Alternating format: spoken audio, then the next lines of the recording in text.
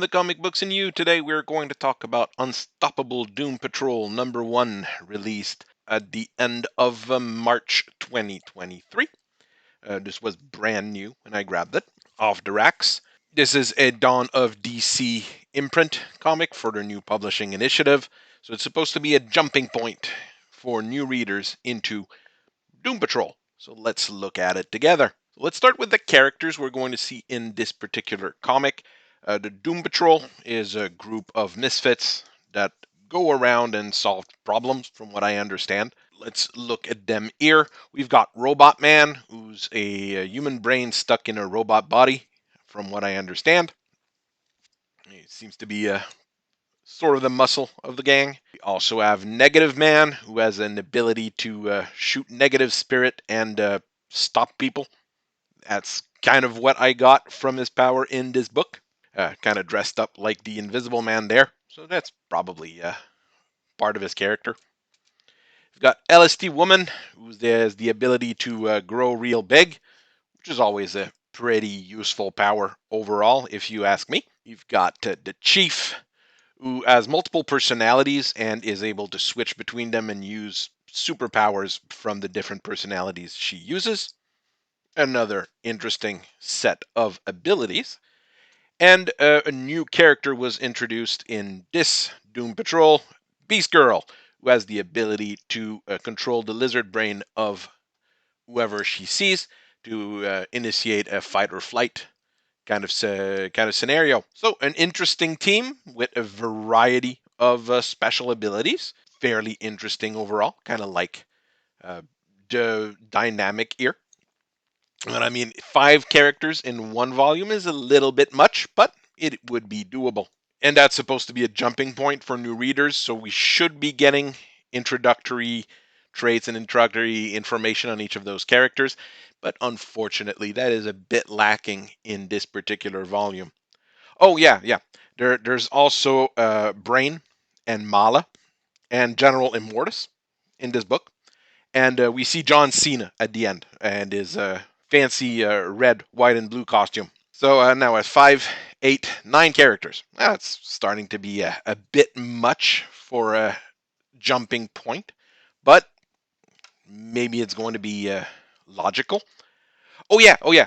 There's also Batman and Robin because they're in Gotham. So since they're in Gotham, Batman and Robin have to be there. It must be in the contract when you start writing DC Comics. If you go to Gotham, Batman shows up.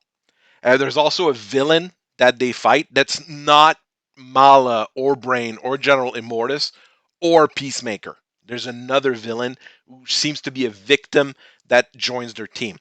So that's 9, 11, 12 characters overall in a floppy that's 26 pages long because it's a bit longer than a regular floppy. That's very, very hard to follow for a jumping point, I believe. The good news is Doom Patrol as a TV show that got canceled. So people should know the characters, well, at least a version of the characters, not the official version, because all the shows are in a different universe. So they're not really the characters we have here. And if you're in Canada, you don't have HBO Max, you don't have CW, so you have to find on which channel it actually aired.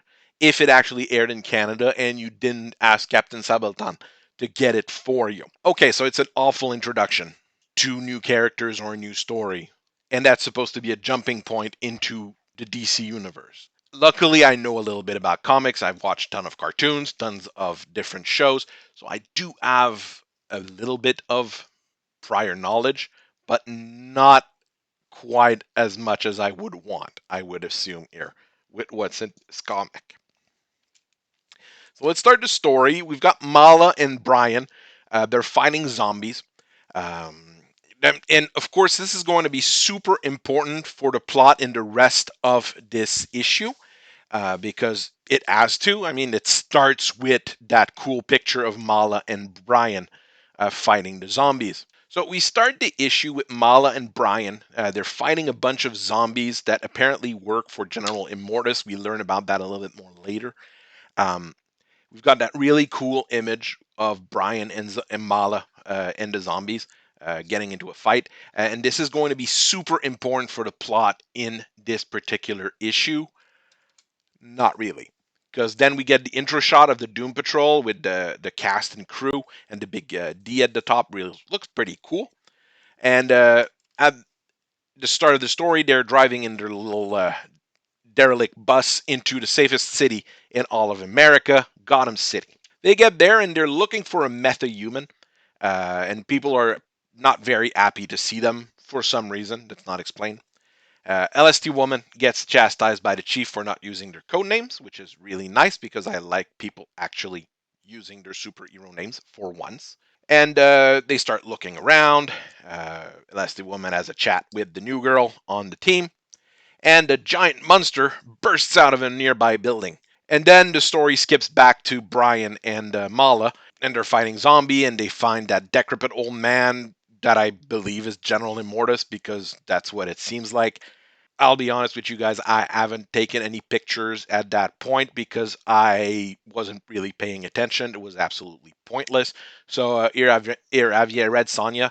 It's probably more interesting than what was going on in those 2 pages. We go back to the main story. Doom Patrol is fighting a horde of mindless creature, while a group of soldiers or goons working for Metagen Inc. is also fighting those little monsters all over the place. Elasti-Woman grabs a goon, and the chief interrogates her by switching to one of her alternate personality, Shy, and looks into their brain to find the information that they need to understand what is actually going on.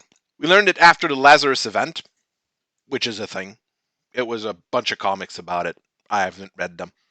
A number of people had their metagen activated, which granted them superpower. Metagen Inc.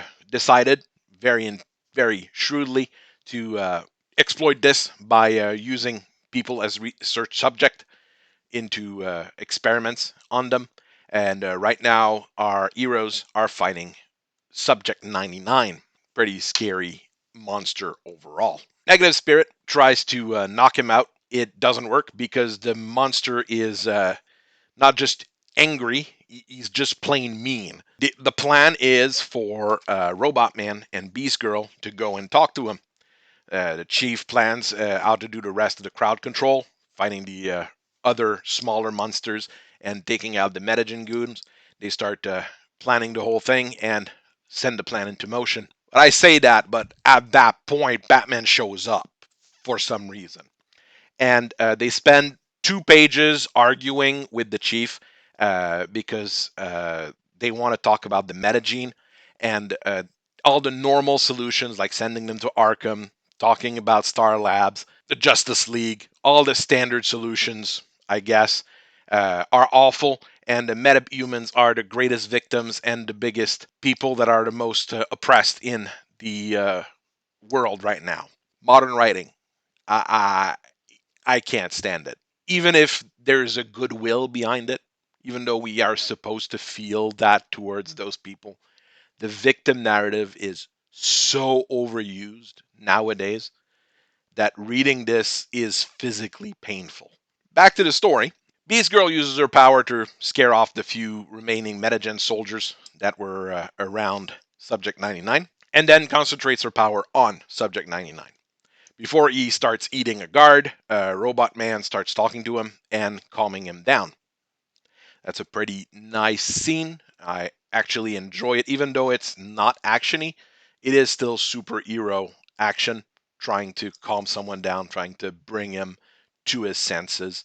Subject 99 explains that he is acting like this because his non-mean form is just some form of pudgy humanoid. And he says that he will come and cooperate with the Doom Patrol. And Batman says that they'll do it their way for this time. Subject 99 also threatens Beast Girl, saying that if she ever uses her power on him again, she's going to regret it. So that's the story, except boom, John Cena shows up. You can't see him, I know. You can't see him because it's John Cena.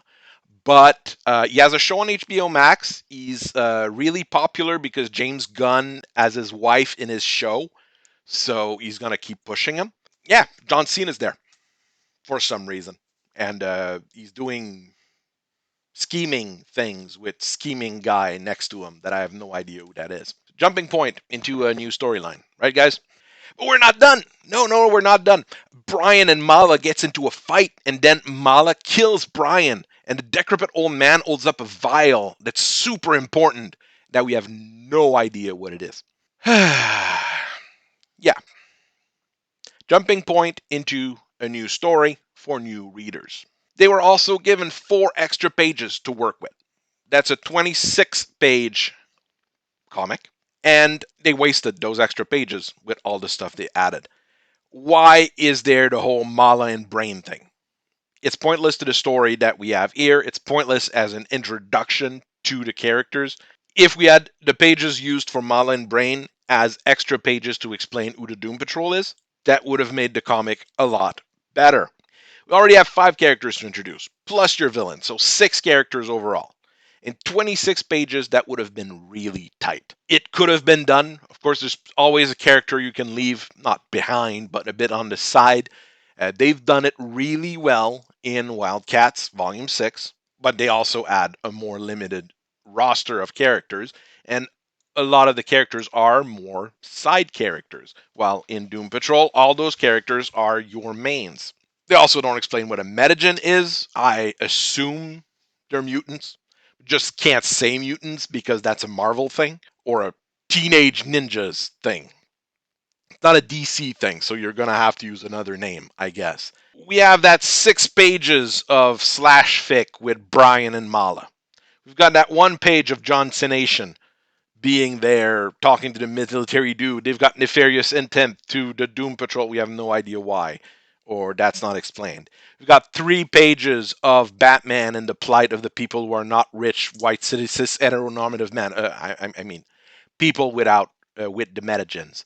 On the end, we've got 16 pages, 6 less than normal floppy, for your actual story. So with those 6 pages, you could have expanded what those characters are being introduced as and given more details as the relationships. Is the chief because she's just the most senior of the gang, or is she the chief because she's got special powers? We don't really have that. Here, I'm not going to blame the author. Okay, the writer did what he needed to do. The problem is with the edition. It's the editors that are at fault here. An editor should have grabbed this and say, okay, we've given you an extra 6 pages. What did you do with it? Why is there that Brian and Mallah thing in it? Well, it's because it's going to be important in Volume 8. Well, Volume 8 is in 7 months. If it was in 7 weeks, as in a manga, I wouldn't be as frustrated here. Edition has to take care of this. When you're working monthly, your monthly comic has to be an integral thing and has to be a story that you can sell to new people, which is what this is supposed to do. If it was weekly, like I said, weekly comics, you can introduce some of those different factors in because people are going to be reading it more. You're going to have 40, you're going to have 88 pages, let's say, a month to work with. You're going to be able to do a lot more. Now you got 22. That's where there's a pretty big issue. We're going to calm down a little bit and talk about the covers. This is the original cover, the standard. We've got all the Doom Patrol characters, including Subject 99, on it. So that's going to be more than likely the unstoppable Doom Patrol for the foreseeable future. We see that the main character will be Robotman, which I believe is more or less standard for Doom Patrol, as he is the one in the front. And we've got a good idea of each of the characters and their powers from that. Of course, it's a bit difficult with Beast Girl to know like what her power actually is since it's purely mental. But hey, it's a very decent cover, but not one that would have attracted me immediately. One that did is the pinup cover that we've got right here. Giant woman in the river. That's hilarious. I always find that nice. Yeah, I've got a thing for giant girls in comics in general. It's always funny and generally hot. So, hey, we'll take it. We've got Beast Girl on her shoulder. pretty cool as well. And as a pinup cover, that is really good. And I would actually prefer Elastigirl, uh, Elasti-Woman, sorry, to look like that in the actual comic. But that would be probably a lot more work for our author. I'm going to go just a little bit through the advertisements, not going to go in depth like we sometimes do. There's fewer ads in this than a normal DC floppy. Basically, the extra pages are coming out of the number of ads you've got in it. All the ads are for Dawn of DC Comics. The end page has a interview with Oscar-winning actress Michelle Yeoh for Shazam 2, the movie that absolutely bombed at the box office so much that it's now available on digital after 21 days or so. And I'll be honest, this is the first ad you see as you flip through it. This is an awful piece of work. I suppose that's Jor-El on the side because it looks like a ghost hologram thing for Superman. It looks like a creepy uncle more than anything else. You've got that horrible Superman in the front that's slouched, that looks like a lazy bum. And you've got that super serious chick on the right because, of course, she's probably the girl boss of the whole operation. Whoever did that particular cover or piece of art probably should be looking for another job or to go to an actual camp to learn how to draw. Maybe there's a day camp in summer you could go to. Also have an ad for the wonderful Gotham Knight. The series so bad that the ratings are tanking after each and every episode. This is going to be our last CW show. This is the last new CW show. There's still a few that are ongoing. They're ending The Flash. Superman and Lois as a second season underway. So there's a few of those still trickling out, but that's the last new one.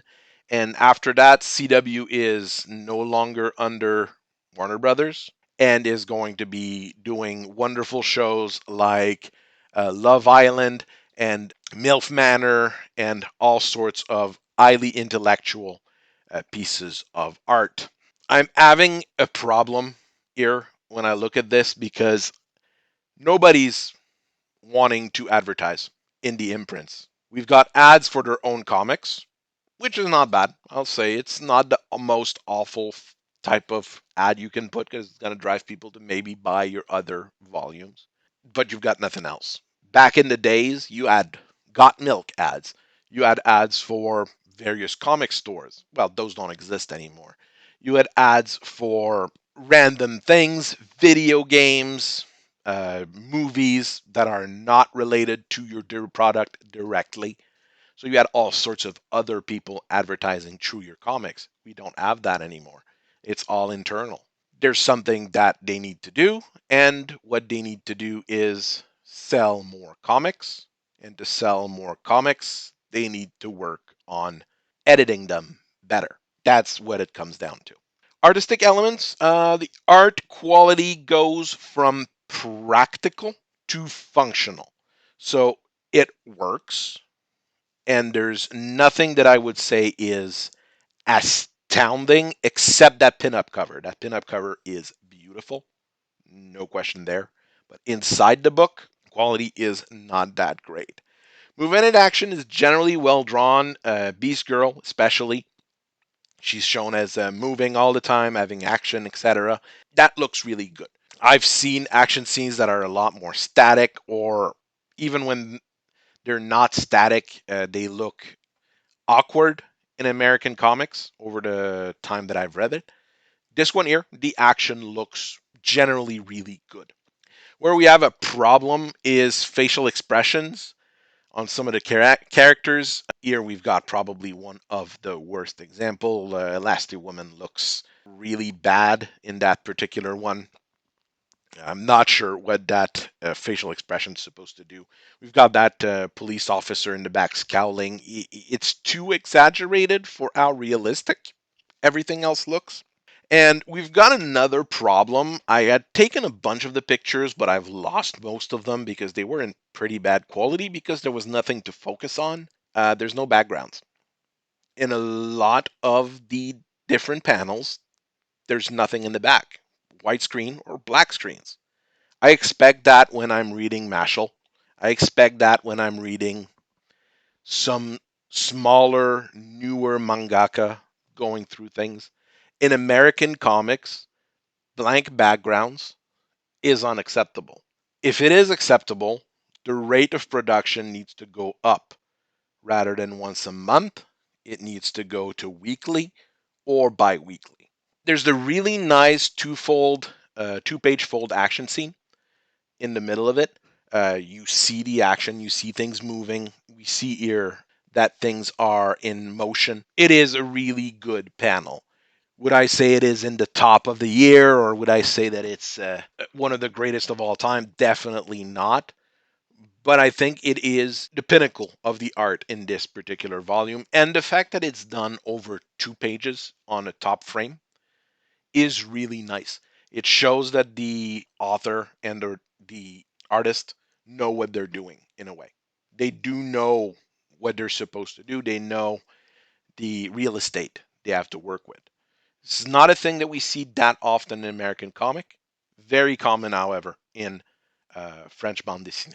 Story element, well, we don't have context. That's what we're missing here. What we know is that it's a superhero team that's well oiled. They know what they're doing. They've been working together for a while. That works pretty well. Each character has their role. They're pretty good at fighting already. They don't need to be taught or shown what they need to do. And they don't always resort to violence as the be all end all, as opposed to, let's say, Wildcats, where murder is the prime directive. We've got the activation of the metagen through an unknown event. That's a typical trigger event in superhero comics. That's not a bad thing. We'd have a similar thing in, let's say, My Hero Academia, when everybody on Earth started getting superpowers. Of course, here it's part of a grander scheme and a grander story. I'm not sure I actually like that portion, but the fact that we've got that trigger event where a lot of people are going to have superpowers is logical and something fairly nice. I think I complained enough about the poor pacing, but no, I didn't. Okay, as far as story element goes, the whole Mallah and Brain thing, that's pointless. I don't know who that fleshy monkey and the robot monkey is. I don't know why the fleshy monkey kills the robot monkey. All I know those characters from is Teen Titans Go, where Brain slash Brian is another comic relief villain, which is hilarious.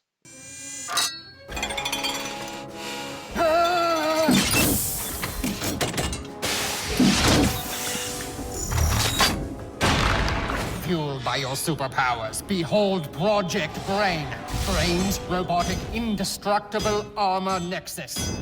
That's Project Brian, dude. Here he gets killed off because then we've got Peacemaker. Why is he there? I know him from dumb memes on the internet where he brings peace out of a barrel of a gun. That's all I know him from. Oh, yes, he's got a TV series on HBO Max done by James Gunn, and he was in that Suicide Squad movie, and I heard that he died. I haven't watched that movie because the DC movies in general are trash.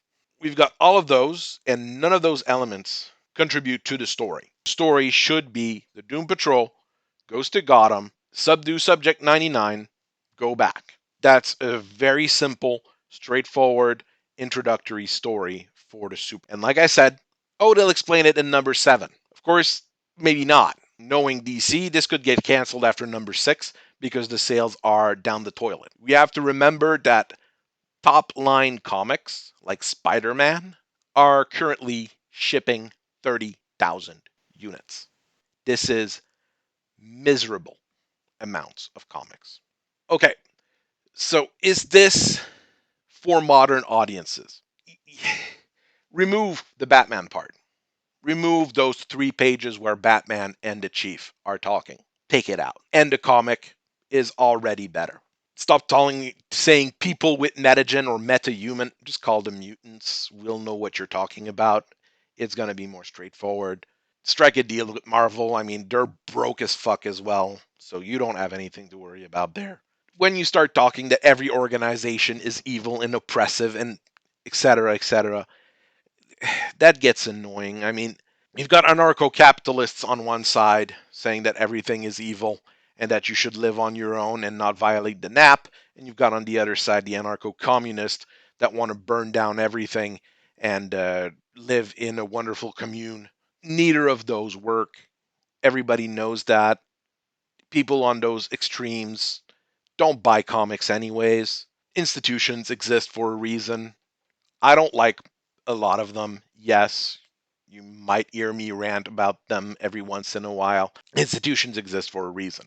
It's low key, it's a subtext. Well, it's a subtext that's always there. We've got that subtext in every single piece of media we consume right now. The only one where it's not there in recent memory is Wildcats number 6, where, yes, Alo's a bunch of jerks. Fine. They're jerks because we know big corporations are jerks. But people in the corporations might not be jerks. It gets extremely frustrating. Final thoughts. The comics all over the place. Okay, there is a good story in there. Honestly, I like the Subject 99 plot. It works fine. But all the crossovers and all the side plots and side events, they mess it up completely. Beast Girl is an awful name. You look her up on the internet right now, the character that shows up is the joke character from Teen Titans Go, where you have a sex swap Beast Boy. Don't create a character using the name that was used as a joke in your super popular TV show, because that show is top of the line. It's probably the best thing DC's been releasing recently. And I'm not kidding there. I kind of feel sorry for the artist that's working on this. He has talents, that's for sure. But there's a lot of little things he needs to improve on. Maybe over reliance on tools that we have now, digital tools to work on different things. There's things he needs to work on. I sound really mean saying that, but it's true. It's supposed to be an ongoing series, not a limited. So it's supposed to be month over month. But who knows when DC's going to put the axe to this? I mean, recently they canceled Batgirls and Tim Drake Robins because neither of those series were selling. Tim Drake Robin alienated the fans. That's not a great thing to do. And now, finally, the dumbest thing they've done.